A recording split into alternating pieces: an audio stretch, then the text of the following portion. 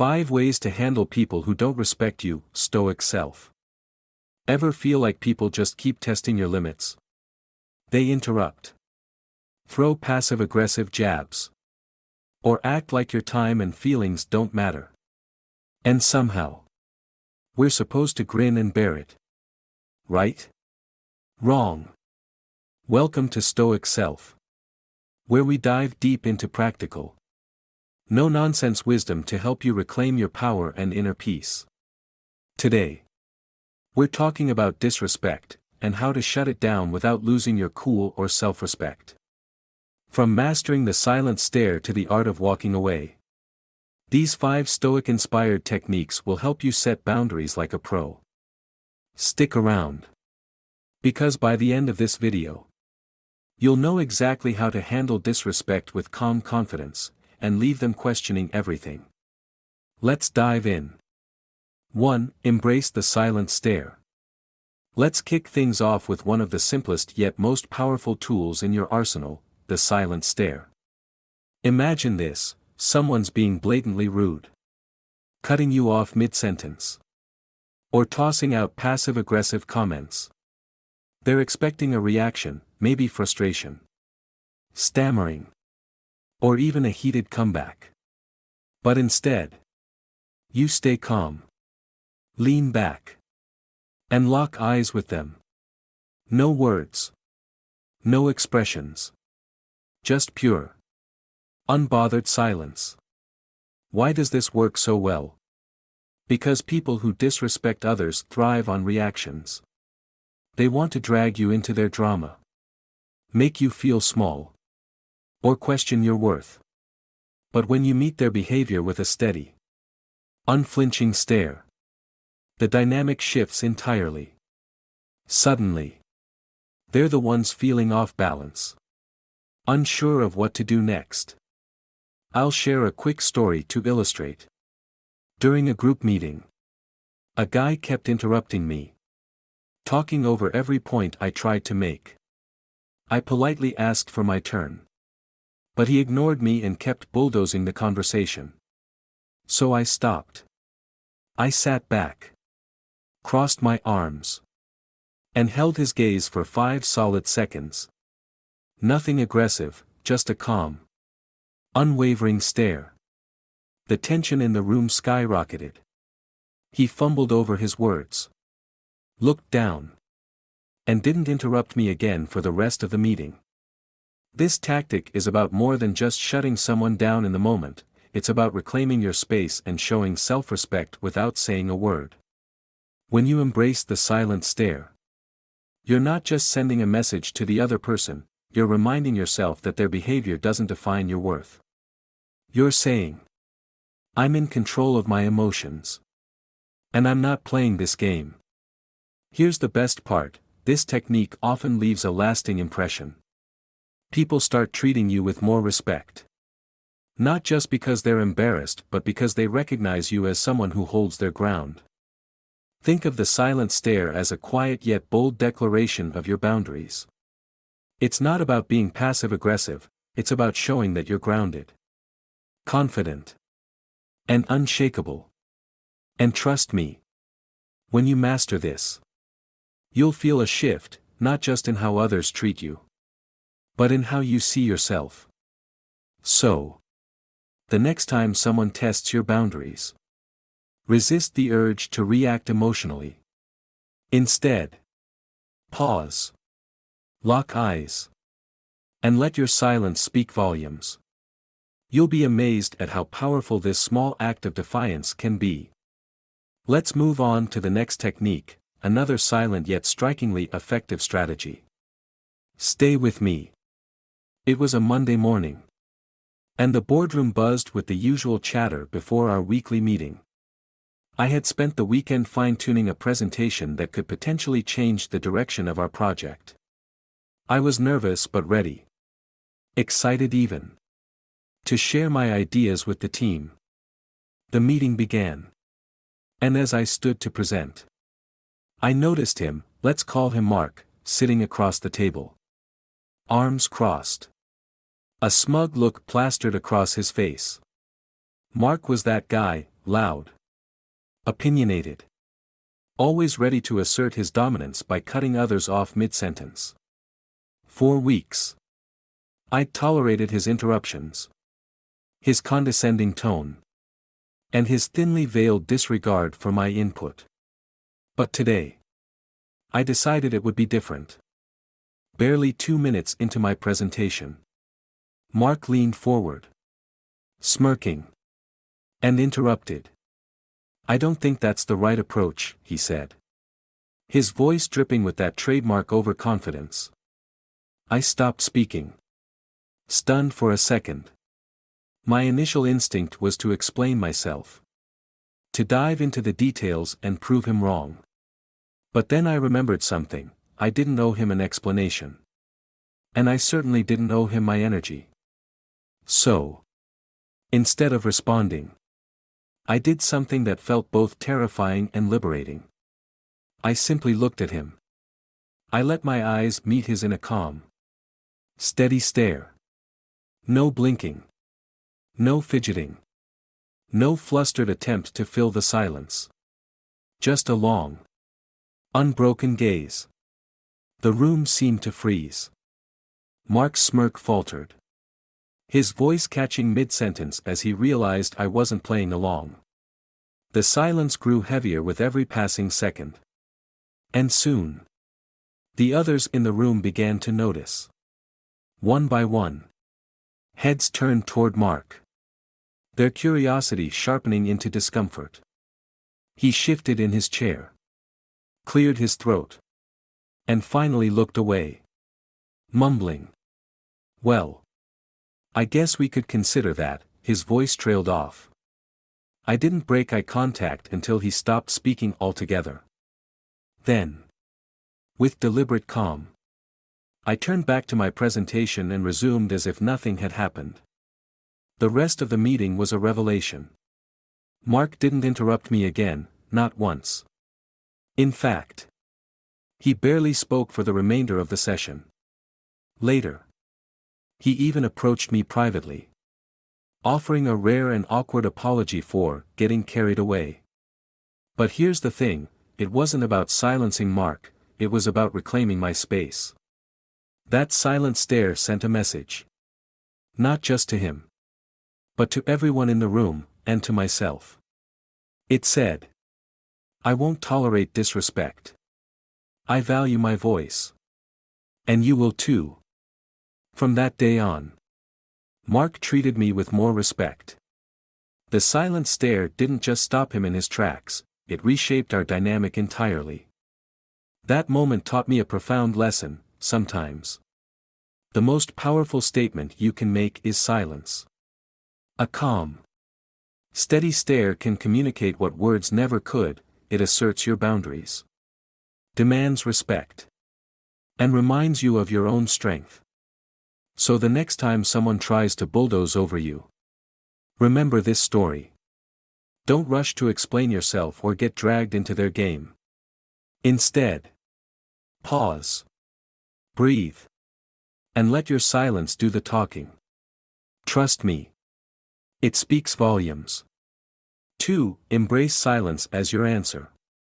Now, let's take the silent stare a step further and talk about an equally powerful tactic: embracing silence as your response. Imagine this: someone throws a disrespectful comment your way, fully expecting you to defend yourself, explain, or fire back. But instead of giving them what they want, you simply say nothing. Silence can feel uncomfortable, even passive. But here's the truth: it's one of the most assertive, stoic moves you can make. Why? Because when you refuse to engage, you're sending a crystal clear message: I'm not giving you my energy. And your words hold no power over me. Here's how this works. People who thrive on disrespect are looking for a reaction. They want to pull you into their negativity, to feel a sense of control over your emotions. But when you let their words hang in the air, unanswered, they're left to face the awkwardness of their own behavior. And trust me, That silence. It's deafening. Let me share a quick story. I used to know someone who loved to disguise insults as jokes, always testing my patience with little digs about my work or choices. One day, after yet another unnecessary comment, I decided to change my approach.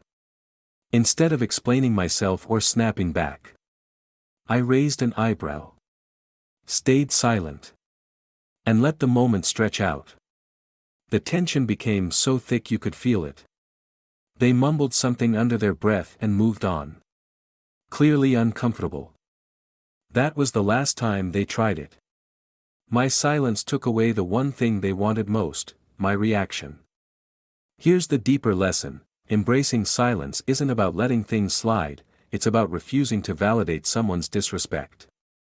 It's a reminder that you don't owe anyone your words, your time, or your emotional energy. By staying silent, you maintain control of the situation and protect your peace. But silence doesn't just disarm the other person, it empowers you. It's a conscious choice to prioritize your own well-being over someone else's opinion.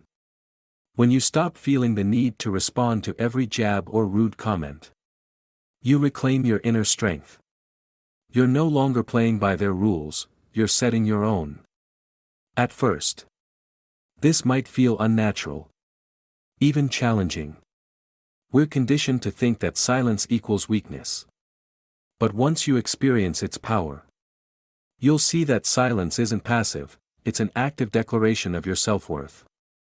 So here's my challenge for you: the next time someone disrespects you, pause. Take a deep breath. And instead of reacting, let silence fill the space. Watch how quickly the dynamics shift. You'll feel stronger, more in control, and more aligned with your values. Let's move forward to the next strategy, where we'll dive into another transformative way to maintain your self-respect. Stay tuned. A few years ago, I found myself working alongside a colleague named Sarah. Sarah was what you'd call a serial jabber. She had this uncanny ability to disguise insults as jokes, slipping in little digs about my work, my choices, even my personality, all with a smile plastered across her face. "Oh, you're skipping lunch again. Must be nice not to worry about eating healthy," she'd quip. Or, "That's an interesting take on the project. I guess everyone has their own style." At first, I laughed it off.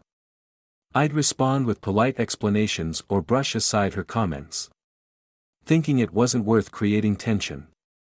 But over time, those small jabs started to build up, chipping away at my confidence and filling me with frustration.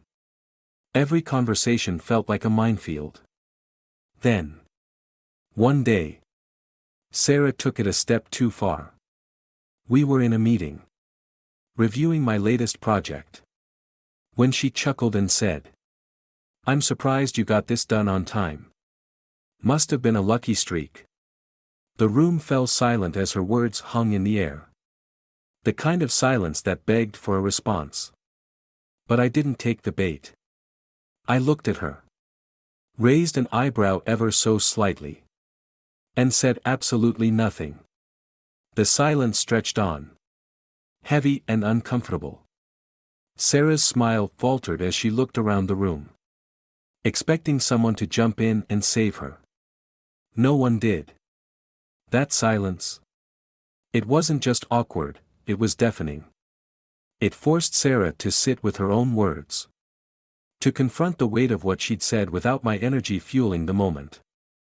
After a few tense seconds, she shifted uncomfortably, mumbled something under her breath, and quickly moved on. From that day forward, something changed. Sarah stopped making those little digs. She started addressing me with more professionalism, more respect. And all it took was one deliberate moment of silence to show her I wasn't playing along anymore. Here's what I learned: silence is anything but passive.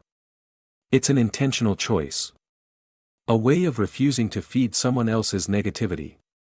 When you don't respond to disrespect, you take away its power. You let the other person feel the weight of their words without offering them a lifeline. But there's another layer to this. Silence doesn't just disarm the other person, it empowers you. It reminds you that you don't owe anyone an emotional reaction. That their words don't define you or your worth. Choosing silence is like saying, I value my peace more than your opinion. That experience changed how I approached similar situations. The next time someone tries to provoke you, pause. Let their words linger in the air without filling the silence.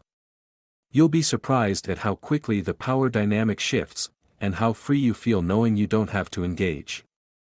Silence isn't weakness. It's a declaration of strength. A way of reclaiming your energy and holding your ground. And trust me, its impact is unforgettable. 3. Stop explaining your choices. Here's a truth bomb that might sting a little: you don't owe anyone an explanation for your choices. Yet, how often do we find ourselves justifying our decisions? Whether it's about a career change, skipping a social event, or simply saying no, people love to ask why. And when we answer, their follow-up questions can make us feel judged, doubted, or even wrong. Let's stop that right here. When someone questions your choices, they're not always seeking to understand, they're often looking for a way to poke holes. To make themselves feel better by questioning you. But here's the kicker: you don't have to play along. Your life isn't a public debate. And your decisions don't need a stamp of approval from anyone but you. I'll give you an example. A few years ago, I made the bold decision to switch careers. It was a leap into the unknown. And while I was confident in my choice, the people around me had opinions. Why would you leave a stable job? Are you sure that's a good idea? At first, I tried explaining myself. Talking about my passion, my plan, and my long-term goals. But no matter how much I explained, it never felt like enough. One day, I decided to stop explaining. When someone asked, "Why would you leave that job?" I simply said, "Because I wanted to." No extra details. No justification. And you know what? The silence that followed was liberating. They didn't know how to respond. And that was the point. Here's why this matters: when you stop explaining your choices, you're reclaiming your autonomy. You're telling the world, my decisions are valid simply because I made them. You're no longer seeking external validation. And that's incredibly empowering. Think about it: the most confident people you know rarely justify their actions. They move through life with a quiet assurance that says, I know what's best for me. And that's the energy you want to embody. But why do people feel so entitled to an explanation in the first place? Often, it's because your choices challenge their comfort zone. Maybe you're taking a risk they wouldn't dare to take. Or maybe your independence reminds them of their own insecurities. Their questions are more about them than they are about you. By refusing to explain, you're setting a boundary and protecting your mental and emotional energy. You're showing that your life isn't up for debate. And that's a powerful stance to take. So, the next time someone questions your choices, resist the urge to explain. Say something simple. Like, that's what felt right for me, and leave it at that. Let the silence do the rest. You'll feel lighter, stronger, and more aligned with your true self. Ready to dive into the next game-changing tactic? Let's keep going. A few years ago, I made a life-changing decision. I left a stable, well-paying corporate job to pursue my passion for creative work. It was a leap of faith. One I had thought through carefully. But the moment I announced my decision, the questions and judgments came flooding in. Why would you give up such a secure job? Do you even know what you're doing? What if it doesn't work out? At first, I felt compelled to explain myself. I'd go into detail about how I had a plan, how I'd saved up enough to take the risk, and how much more fulfilling this new path felt to me. But no matter how thoroughly I explained, the questions didn't stop.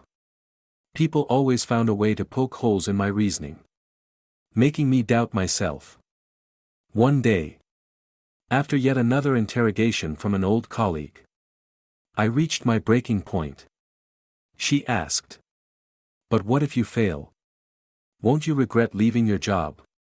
I paused for a moment, looked her in the eye, and said, "Because I wanted to." No elaborate explanation. No defensive tone. Just 6 simple words. Her reaction was priceless. She blinked, stunned by the abruptness of my response. The conversation quickly fizzled out. And for the first time in weeks, I felt a weight lift off my shoulders. From that moment on, I stopped justifying my choices to others.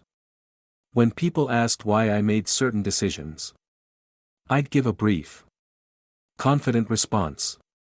Like, "It felt right for me," or "I'm excited about the direction I'm heading." If they pressed for more, I'd simply smile and let the silence do the rest. And you know what? Life got so much lighter. The more I stopped explaining myself, the more confident I became in my decisions. I realized that the need to explain wasn't about helping others understand, it was about seeking validation. And I didn't need that anymore. Here's the truth: your choices are yours. You don't need to justify them to anyone. People may question you because your decisions make them uncomfortable, or because they wouldn't take the same risks. But that's their problem, not yours. By refusing to explain, you're setting a boundary and asserting your autonomy. You're saying, "My life isn't up for debate.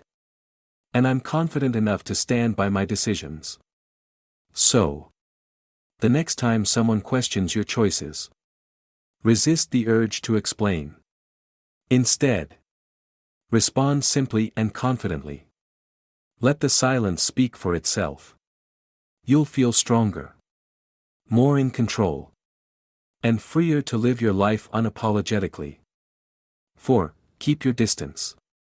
Sometimes, the most powerful thing you can do for your peace and self-respect is to keep your distance from people who don't respect you. It might sound harsh or even a little cold. But let's face it, not everyone deserves a front row seat in your life. If someone consistently crosses your boundaries, dismisses your feelings, or drains your energy, it's time to take a step back. Here's the truth: keeping your distance isn't about being rude or dramatic. It's about valuing yourself enough to protect your emotional well-being. Imagine your life as an exclusive club. Not everyone gets a VIP pass. When someone continually disrespects you, allowing them to stay close is like inviting them to an all-you-can-eat buffet of your mental and emotional resources. Over time, this leaves you feeling drained, frustrated, and undervalued. Let me share a personal story. I once had a friend who seemed to make snide remarks about everything I did: my career, my relationships, even my hobbies. At first, I brushed it off, telling myself, that's just their sense of humor. But over time, those little comments started to chip away at my confidence. I realized that no matter how much I tried to ignore it, their negativity was affecting me. So, I made a tough but necessary decision. I created some distance. I stopped answering every message, stopped going out of my way to meet them, and started prioritizing people who uplifted me. And you know what? The clarity and peace I gained were life-changing. Without their constant presence, I could finally see how much space they had taken up in my mind, and how much better I felt without them there. Here's the thing, distance doesn't mean you're cutting people off forever. It simply means you're choosing where and how to invest your time and energy. It's a healthy boundary that says, I respect myself too much to stay in situations that harm me. Of course, society might tell you otherwise. But they're family, or you've been friends for years, you'll hear. But here's a little secret, loyalty without boundaries isn't loyalty, it's self-betrayal. Your peace and well-being come first. And that's not selfish, it's necessary. Keeping your distance also gives you a fresh perspective. It helps you see the situation for what it truly is. Free from emotional fog. You'll start to notice how much lighter you feel. How much more energy you have. And how much better your relationships with others can be when you're no longer weighed down by someone's disrespect. So, take a moment to reflect. Who in your life constantly disrespects you? Drains your energy? Or makes you feel small? And more importantly, do they deserve this much access to you? Creating distance might feel uncomfortable at first. But it's one of the most liberating things you can do. You're not being mean, you're protecting your peace and making room for people who genuinely respect and uplift you. And that's a boundary worth setting. Let's move on to the final, timeless strategy that ties everything together. Stay with me. There was a time in my life when I had a friend named Alex. We'd been close for years. But as time went on, I began to notice a pattern. Every time we talked, Alex would find a way to belittle my choices, my job, my relationships, even the way I spent my free time. His comments were subtle, disguised as jokes or friendly advice, but they always left me feeling small. You're still doing that job? Don't you want something more serious? Wow. You're spending the weekend on that? I guess everyone has different priorities. At first, I brushed it off. I told myself, that's just how Alex is. Don't take it personally. But the truth was, his words started to weigh on me. I'd catch myself second-guessing my decisions or replaying our conversations in my head, trying to figure out what I could have said differently. One day, after yet another critical comment, I had a moment of clarity. I realized I was spending too much time and energy trying to fit Alex's version of who I should be. That was the moment I decided, I need space. I didn't make a dramatic announcement or cut him off entirely. Instead, I started setting boundaries. I stopped answering his calls immediately and limited our interactions to group settings. I focused more on spending time with people who genuinely uplifted and supported me. The change was incredible. Without Alex's constant negativity, I felt lighter, more confident, and more in tune with my own goals. I started to recognize just how much his presence had been draining me. Here's what I learned: keeping your distance isn't about anger or revenge, it's about self-preservation. When someone repeatedly disrespects you, they don't deserve the privilege of your time and energy. Creating space allows you to protect your peace and focus on relationships that truly matter.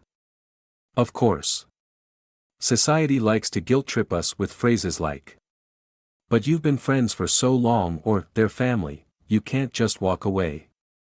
But loyalty without boundaries can be toxic. You're not obligated to keep people in your life if their presence harms your well-being. Distance gives you clarity. It allows you to see the situation for what it is. Free from emotional fog. It's not about cutting people off recklessly, it's about prioritizing yourself. And when you do that, you open up space for healthier, more supportive connections. So, if there's someone in your life who constantly disrespects you, ask yourself, do they really deserve this much access to me? The answer might surprise you. Remember, keeping your distance isn't selfish, it's an act of self-respect. You're not just protecting your energy, you're reclaiming your peace. 5. Hold your head high. Now, let's end with a classic yet powerful principle: hold your head high. It might sound simple, even cliché, but this is one of the most transformative ways to deal with disrespect. Why? Because when you hold your head high, both literally and figuratively, you're sending a strong, unspoken message: I know my worth. And nothing you say or do can shake me. Here's the reality: disrespectful people thrive on making others feel small. They want to see you flinch, doubt yourself, or shrink in their presence.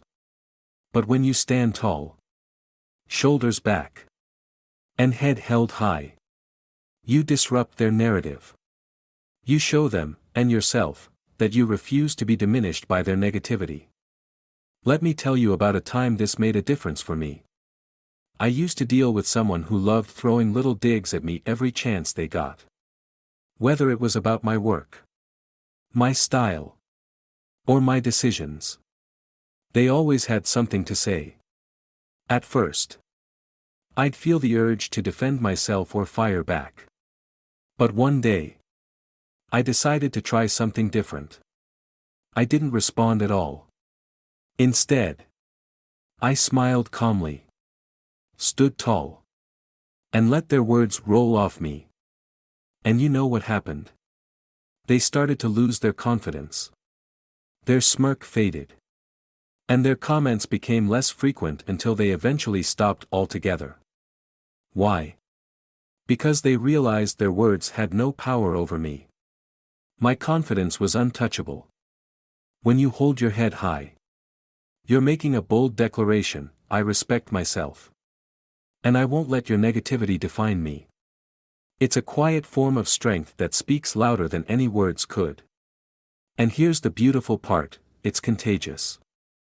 When you carry yourself with dignity, others notice. You start to attract people who respect you and repel those who thrive on tearing others down. But holding your head high isn't just about posture, it's a mindset. It's about walking into every room as if you belong there, no matter who's in it. It's about knowing that your worth isn't up for debate and that you don't need anyone's approval to feel valuable. Here's the deeper truth: self-respect starts with you. When you honor your own value, you teach others how to treat you. You create a standard that says, if you can't respect me, you don't belong in my space. So, the next time someone tries to bring you down, remember this: keep your chin up, your shoulders back, and your confidence unwavering. Let their words bounce off you like rain on a stone. Because at the end of the day, their disrespect says more about them than it does about you. And that's it: 5 powerful ways to handle people who don't respect you. Each one is a reminder that you have the strength to set boundaries, protect your peace, and stand tall in your worth. You've got this. If you found value in this, give the video a thumbs up and share it with someone who might need a boost. Until next time, stay grounded, stay confident, and keep your head high. You deserve nothing less. It happened during a company event. The room was filled with colleagues, laughter, and the usual office banter. I was chatting with a group when one of the senior managers, let's call him Jake, made a snide comment. So, still sticking with that little side project of yours, he said with a smirk, loud enough for everyone around to hear. The tone was clear, dismissive, condescending, meant to undercut me in front of the group. The old me would have laughed nervously, maybe tried to explain why my project was valuable. But that day, I decided on a different approach. I paused for a second, met his gaze, and smiled, not a nervous smile, but a calm, confident one. Then I straightened my posture, lifted my chin ever so slightly, and replied in a steady voice. Absolutely. I didn't add a single word of justification. Instead, I let my presence speak for itself. I stood tall, shoulders back, head held high, and waited. The group went quiet, eyes shifting from me to Jake. He looked momentarily stunned, as if he hadn't expected me to respond with such composure. His smirk faded, and he quickly changed the subject. But the moment stuck with me. I realized that by simply holding my head high and refusing to be rattled, I had taken control of the situation. Jake's attempt to undermine me had backfired, and I walked away feeling stronger, not shaken. Here's the thing, people who thrive on disrespect want to see you shrink, to see their words weigh you down. But when you stand tall and carry yourself with quiet confidence, you disrupt their narrative. You show them, and yourself, that their opinion holds no power over you. This isn't just about physical posture, it's about how you carry yourself emotionally and mentally. Holding your head high sends a message: I respect myself. And your negativity doesn't define me. It's a silent but powerful declaration of self-worth. And here's the beauty of it, confidence is contagious. From that day on, I noticed a shift not just in how Jake treated me, but in how others around me responded. They began to take my ideas more seriously, and I felt more at ease asserting my boundaries. Confidence doesn't mean you won't face disrespect, it means you'll rise above it. When you walk into a room as if you belong there, when you carry yourself with dignity, you create a force field of respect. People will sense that you're unshakable, and their attempts to diminish you will lose their sting. So, the next time someone tries to belittle you, don't shrink. Straighten your back, lift your chin, and hold your head high. It's not just good posture, it's a powerful statement: I know my worth. And nothing you say can take that away. Respect is something we all deserve, but not everyone will freely give it. That's why it's crucial to stand firm, set boundaries, and protect your peace. Whether it's mastering the silent stare, embracing the power of silence, or confidently walking away, each of these 5 strategies helps you reclaim your self-worth and maintain your dignity. Remember, respect starts from within. You set the tone for how others treat you by how you treat yourself. At Stoic Self, we believe in empowering you to handle life's challenges with calm confidence and unshakable resilience. If these strategies resonated with you, take them to heart and try them out in your daily life. You'll be amazed at how much stronger and freer you'll feel. Thank you for spending your time with us today. If you found this video helpful, don't forget to give it a thumbs up, it really helps the channel grow. And if you haven't already, hit that subscribe button and turn on the notification bell so you won't miss any of our future content. We'd love to hear from you in the comments. Share your experiences. How have you handled disrespect in the past? And which of these strategies will you try next? Let's keep the conversation going and build a community where we uplift and support each other. Until next time, stay grounded, stay strong, and remember, you are worthy of respect. See you in the next video.